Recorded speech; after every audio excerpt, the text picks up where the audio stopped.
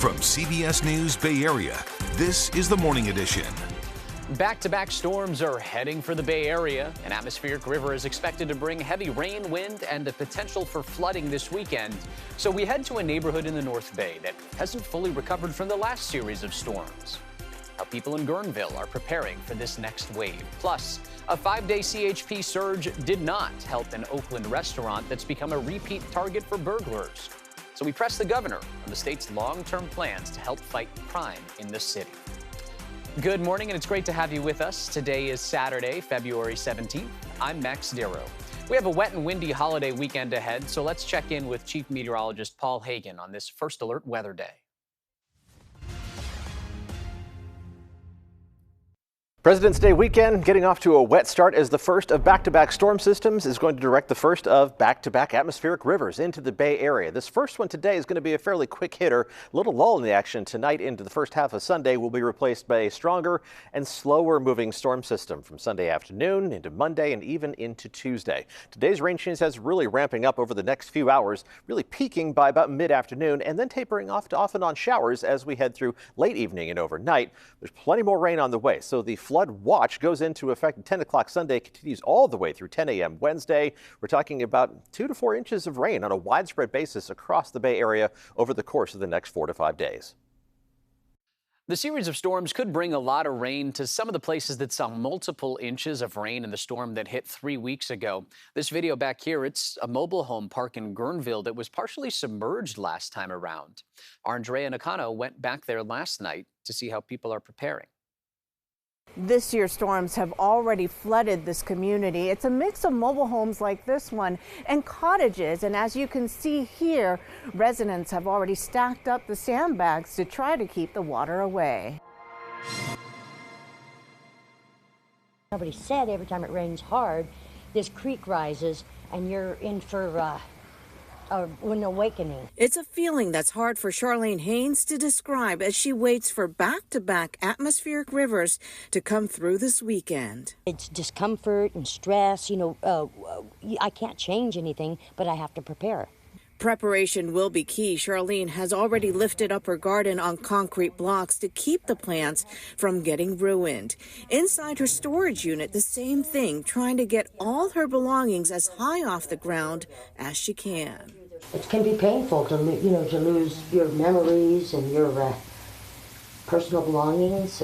This Sycamore Cottage community already experienced devastating flooding last month.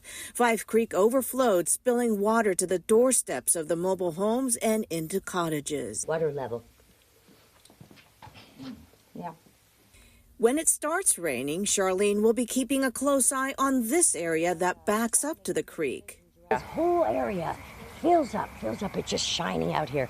She knows when the water reaches a certain point, it's time to get out. So right there, that's where I'm afraid.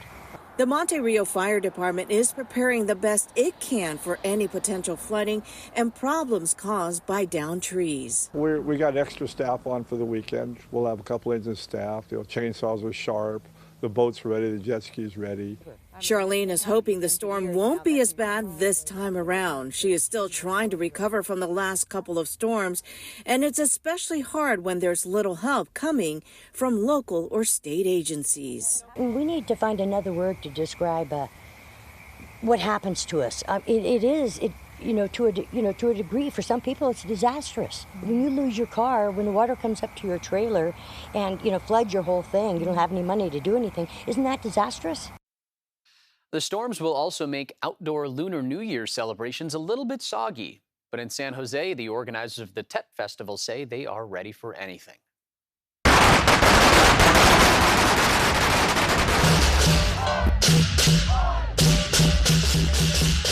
San Jose has the largest Vietnamese population in any single city outside of Vietnam.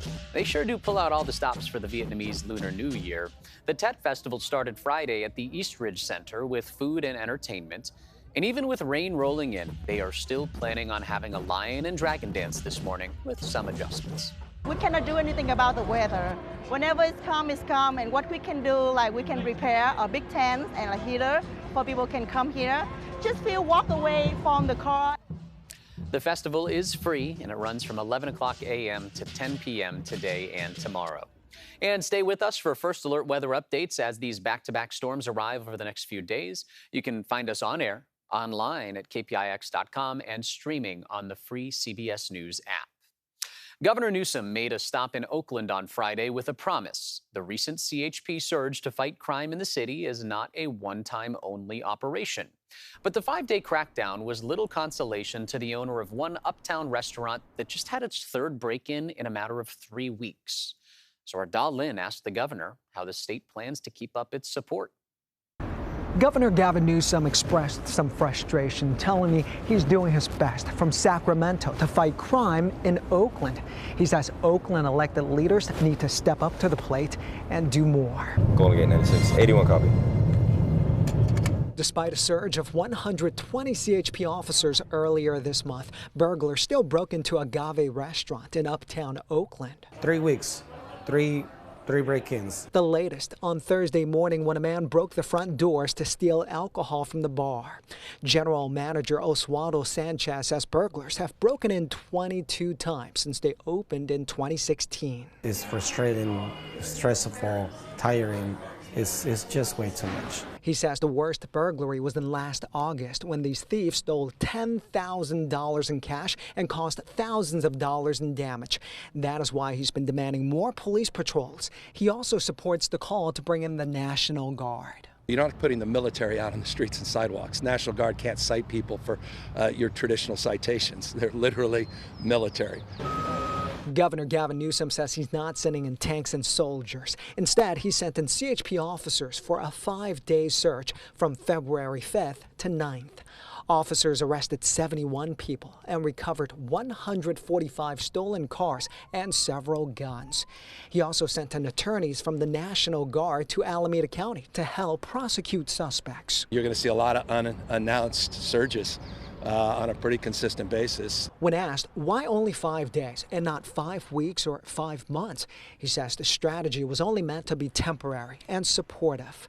He's spending millions of dollars to tackle crime, homelessness, and other underlying issues in Oakland.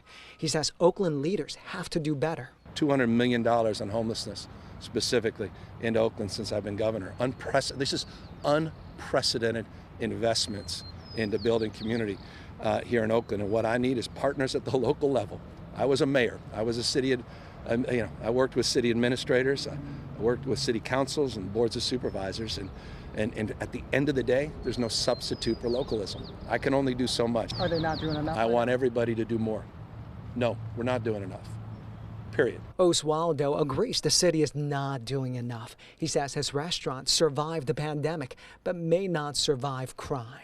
Restaurants and businesses around here, we're all dying little by little. Governor Newsom did not say when Oakland could see another surge in CHP officers. He would only say he and the CHP continue to support the city. Citing safety concerns, the Contra Costa Library System announced it is temporarily closing the Antioch Community Library off of West 18th Street. The library system says crime in the area has made it too dangerous for visitors and staff. They're looking into new security measures, but for now there is no timeline for when it'll reopen. The closure was announced overnight without any warning. A man known as Vladimir Putin's fiercest foe is dead. Russian opposition leader Alexei Navalny died in a Russian prison. His spokesperson confirmed the news and claims that he was murdered. Navalny fought against corruption and organized protests against Putin in Russia. He was serving a 19-year prison sentence when Russian officials said he fell ill on a walk and died. World leaders have pushed back on that claim, with President Biden saying Putin was responsible for his death. Last night, dozens of people gathered in downtown San Francisco, many from Russia, to hold a candlelight vigil outside of City Hall. Some held signs that said Navalny was murdered, others that said not to give up. Protesters gathered in Washington, D.C. as well. They stood in front of the Russian embassy yesterday, expressing their outrage and sadness over Navalny's death. Many held their own signs, calling out Russian President Vladimir Putin, who they blame for the Russian opposition leader's death. For all these years, Alexei Navalny and his team, they've been trying to do everything what possible to defeat this regime, to give our people freedom, which they never had. in my opinion. Some of those in the crowd said Navalny drew a picture of a beautiful Russia for the future, one they started to believe in and wanted to fight for. In Moscow, dozens of flowers laid down in honor of Navalny were destroyed overnight by an unknown group of people in black clothes. Local media there say police were standing by at the scene. Those bouquets were laid at a monument for victims of repression following the announcement of his death.